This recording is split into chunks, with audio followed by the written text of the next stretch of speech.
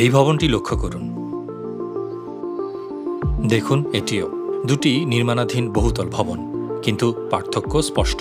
একটি তৈরি হচ্ছে প্রথাগত ইটের সাহায্যে, অন্যটি কংক্রিট হলো ব্লক দিয়ে।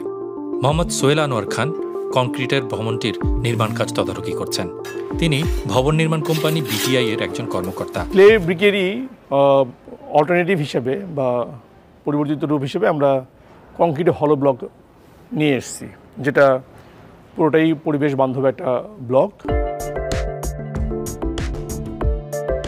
কিন্তু প্রথাগত ইটের সঙ্গে কংক্রিটের ব্লকের পার্থক্য কি? এটা বানাতে টপ সয়েল বা ক্লের কোনো প্রয়োজন নাই। 5টা ম্যাটেরিয়াল আমাদের লাগে, তার মধ্যে এটাকে আমরা বলি হলো কোর্স স্যান্ড।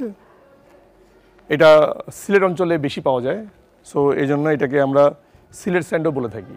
এই একটা ইনগ্রেডিয়েন্টের পরে আমরা এর পরবর্তীতে লোকাল স্যান্ড, যেটা আমাদের রিভার বেড থেকে আসে, দেখতে পাচ্ছি এটার এফএম 1.2 to 1.5 মতো থাকে। আর এটা হলো আমাদের প্রিগ্যাভেল, এটা মোস্টলি সিলেট থেকেই আসে।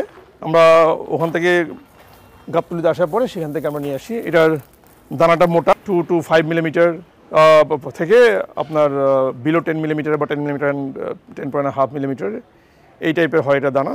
ওয়েল গ্রেডিয়েশন থাকে। এর সাথে আমাদের স্টোন ডাস্ট।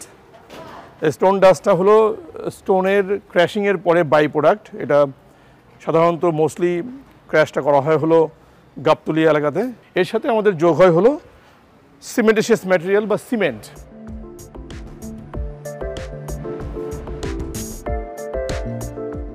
এই 5টা ইনগ্রেডিয়েন্টের মিক্সিংয়ের সমন্বয়ে হলো ব্লক তৈরি হয়। এটা এই মেশিনের মাধ্যমে, পিছনে আমাদের মিক্সিং ইউনিটটা আছে, ওখানে এই 5টা ইনগ্রেডিয়েন্ট মিক্স হয়।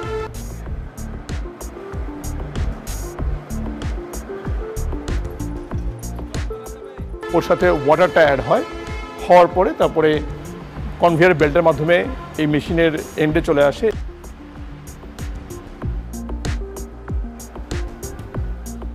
কম্প্রেস এবং ভাইব্রেশনের মাধ্যমে এই ব্লকটা প্রস্তুত হয়ে একটা প্যালেটে 9 দুগুণা 18টা ব্লক আমাদের একটা সাইকেলে তৈরি হয়। এখান থেকে ব্লক তৈরি হওয়ার পর তারপর আমরা এখান থেকে গ্রিন ইয়ার্ডে নিয়ে যাই।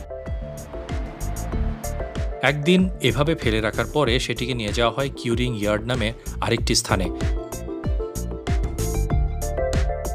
সেখানে তা 14 দিন রাখা হয়। স্বয়ংক্রিয় উপায়ে সেখানে যতটুকু প্রয়োজন ততটুকুই পানি ছেটানো হয়।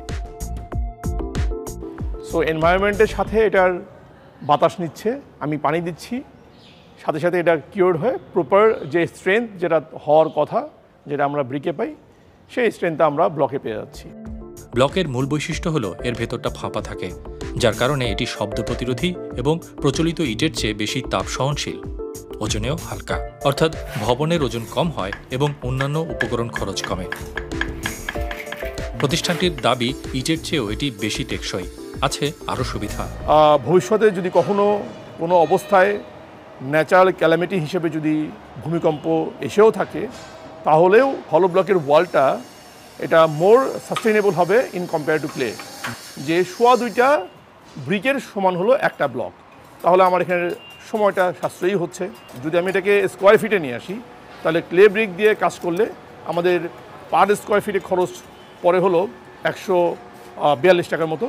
আর আমরা যদি কংক্রিট হলো ব্লক ব্যবহার করে কাজ করি, প্লাস্টার শেষ পর্যন্ত আমাদের খরচ পড়বে হলো 125 টাকা। তারপরও বাংলাদেশে এখনও 90% বেশি নির্মাণ কাজে প্রথাগত ইট ব্যবহৃত হয়। 2017 সালের একটি গবেষণায় দেখা গেছে প্রথাগত ইট উৎপাদনে বাংলাদেশ বিশ্বে চতুর্থ। দক্ষিণ এশিয়ার দেশটিতে দ্রুত নগরের বিস্তৃতি ঘটছে। সরকারি হিসেবে গত 5 বছরে ভবন, সড়ক, নানা অবকাঠামো নির্মাণ প্রতি বছর গড়ে 8% করে বেড়েছে, কিন্তু এর পরিবেশগত ঝুঁকি মারাত্মক। বাংলাদেশ সরকারের housing and building research institute HBRI এর প্রধান গবেষক বললেন, 2025 সালের মধ্যে অন্তত সরকারি নির্মাণে ব্লক ইটের ব্যবহার শতভাগ করতে চায় দক্ষিণ এশিয়ার দেশটি। কারণ আমরা যে পোরাইট ব্যবহার করছি, এটার যে মাটিটা লাগে এটা কিন্তু টপসয়েল থেকেই তৈরি হয়।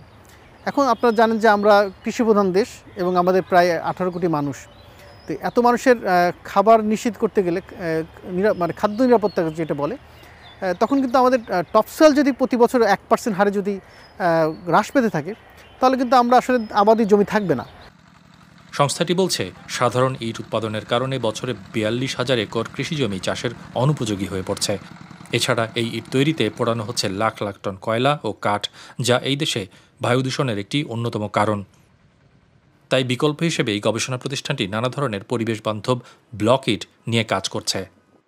ড্রেজিং স্যান্ড দিয়ে কিন্তু আমরা ব্লক তৈরি করেছি, আমাদের সময় লেগেছে, কিন্তু এটা কিন্তু একটা ইউনিক ইনভেনশন, কারণ সারা পৃথিবীতে সবাই মোটা বালিতে করে। যেমন সিলেটের একজন উদ্যোক্তা, উনি যদি আমাদের কাছে আসেন, ওনার কিন্তু সিলেটের ওইখানকার স্থানীয় নদীর আমরা কিন্তু বালি দিয়ে কীভাবে ব্লক তৈরি করবো সেই রেসিপি কিন্তু আমাদের আছে। আবার যশোরের কপোতাক্ষ নদের বালি দিয়েও কিন্তু আমাদের ব্লক তৈরি করা আছে। অর্থাৎ যেখানেই উদ্যোক্তা একটা ফ্যাক্টরি স্থাপন করতে চান, উনি যদি আমাদের কাছে আসেন, আমরা কিন্তু তাদেরকে তার ফ্যাক্টরি স্থাপনের জন্য যে ধরনের প্রযুক্তিগত সহায়তা এবং পরামর্শ সেটা আমরা দিতে পারবো। এছাড়াও ব্লক ইটের কারখানার প্রতিষ্ঠায় আছে কম সুদের ঋণ সুবিধা। সরকারের লক্ষ্য ধীরে ধীরে ইটের জায়গাটি যাতে পুরোপুরি ব্লক দখল করে নেয়। কিন্তু কংক্রিটের ব্লক কতটা টেকসই? এই যে কংক্রিট যে বিম কলাম, সেটার যে উপাদান, এটার একই উপাদান। ওটা খোয়া থাকে, সিমেন্ট থাকে, বালি থাকে, আর এটাতে আসলে খোয়াটা বাদে সিমেন্ট বালি থাকে। অর্থাৎ কংক্রিটের একটা বিল্ডিং যদি 50 বছর 100 বছর টেকে, তাহলে এটাও টিকবে। কম ফ্যাক্টরি যারা আছে, বড় বড় কোম্পানি যারা হাই এন্ড অ্যাপার্টমেন্ট বিক্রি করে, তারা কিন্তু এই ব্লক দিয়ে তাদের স্ট্রাকচার বিল্ডিংগুলো তৈরি করছে। ইটভাটা তৈরিতে যেখানে অন্তত 10 থেকে 15 একর জায়গা লাগে, সেখানে তার 1/3 জায়গা দিয়েই এমন একটি কারখানা করা সম্ভব। তাই আরও অনেক উদ্যোক্তা এতে ঝুঁকছেন বলে জানালেন নাফিজুর রহমান।